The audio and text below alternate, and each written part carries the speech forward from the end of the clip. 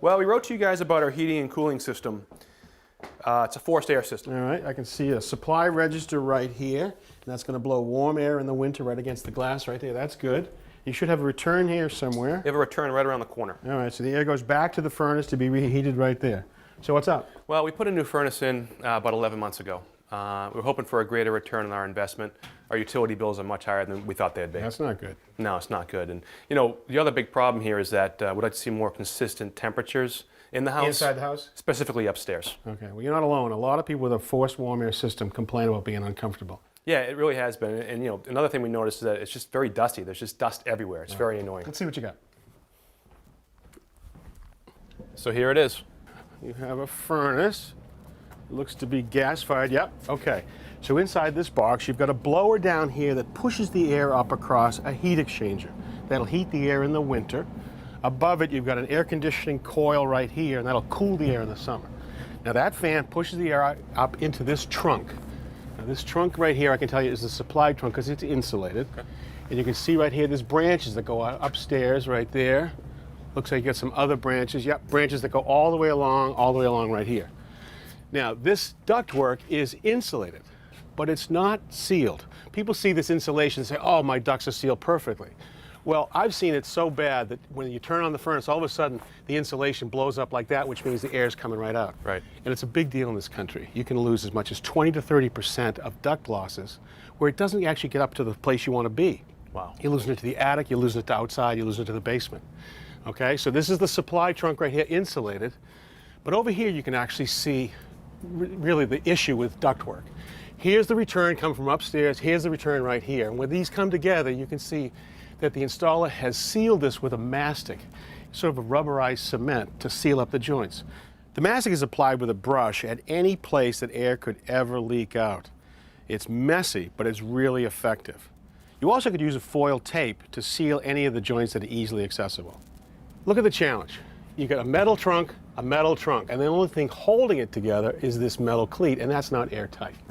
So your system is not unusual. You've got all this ductwork exposed down here, and what we could try to do would be to seal the ductwork from the outside. Well, it's pretty straightforward on the return side right here, right? We can get at it. Right. It's not as straightforward on the supply because you have to pull down that insulation, seal the ducts, and then re-insulate. And even if we did all that perfectly, you've still got some great percentage of your ductwork that's actually up inside your building that we can't get at. Right. So it could leak to the attic and everywhere else. So what I actually want to do is do something new. I want to show a technology where we can seal every bit of this ductwork perfectly from the inside. Sounds great. All right. Mark, say hello to Steve Taylor. He's going to help us seal the ducts today. Hey, Steve. Hi, Mark. So how'd you get started? So we've already started upstairs. We've sealed all of the supply and all of the return registers. So now any leakage that we measure is coming just from the ductwork. Okay, great. And then you tested the ducts? We did. We ran a pre-test. Okay. So we used the fan in this box Okay. to blow air into the duct system and see how much air is going to leak out through the... So that pressurized the ducts, and you got it tied into the computer here. Correct. All right, so how did we do? We lost 307 CFM, cubic feet per minute, and that's equivalent to a hole in your ductwork of about 58 square inches. That's a big hole. Wow. So let's do the math. 307 CFM, this is a 4-ton system. That's like just under 20%, right? Correct. Okay. So 20% is not coming back to be reheated. You're heating your neighbor's house. It's unbelievable. All right, so how do you seal the ducts? Well, first we're going to start with the sealant. So that's a liquid. Is that what this is here? It is. Okay, sort of milky, sort of rubbery. Okay. So great. How do you get it into the ductwork? It's a liquid. So in order to seal the ducts, we need to do it as an aerosol. So we're going to use this sealant. We use the same fan that we used for the pre-test. Yep. We have a nozzle that injects the liquid into the duct. The small particles that are now in aerosol travels through this flexible duct here to a Y branch. Gotcha. Then it can go to the return and the supply, and we seal both at the same time. So I understand why we would seal the supply, but why do we seal the return? Well, think about it. You know, you got heated air coming out here. We want to keep that in the ductwork. Well, on the return side, it's under a negative pressure, so it's pulling air in. Remember you complained about dust? Yeah. Well, if these leak and there was any dust down here, it would be sucked into the ductwork and then distributed all into your house. Okay. So all this happens from inside the ducts? It does. We're not going to actually line all the ductwork. We're actually going to only seal where the breaches are, the breaks in the ductwork. So we might see a little bit leaking out from right here. In order to prove to you how it works, though, we're actually going to cut in a hole right here with a screen to really see it at work. Great.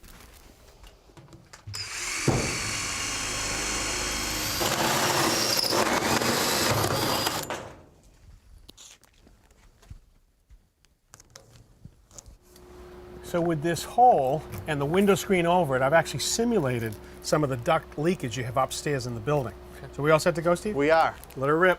So we'll activate the machine. Okay. The fan will turn on, and it'll start to inject the sealant. Here it comes.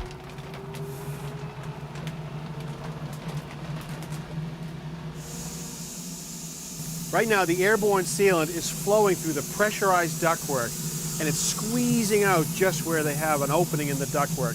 As it flows through those little cracks, it catches on the crack and actually coagulates to seal any duct leakage.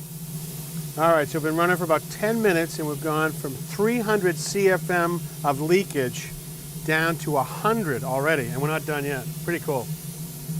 Now, any of the sealant that happens to leak into the living space can be captured from this scrubber fan onto the filters.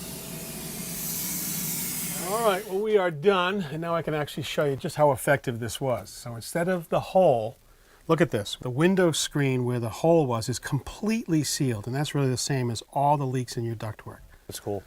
All right, so Steve, what's our final numbers? How did we do? Well, if you remember, we started off at 307 CFM, yeah. which is equivalent to about a 58 square inch hole in the ductwork. Yep. So now we're down to 19 CFM. Under 20. Great.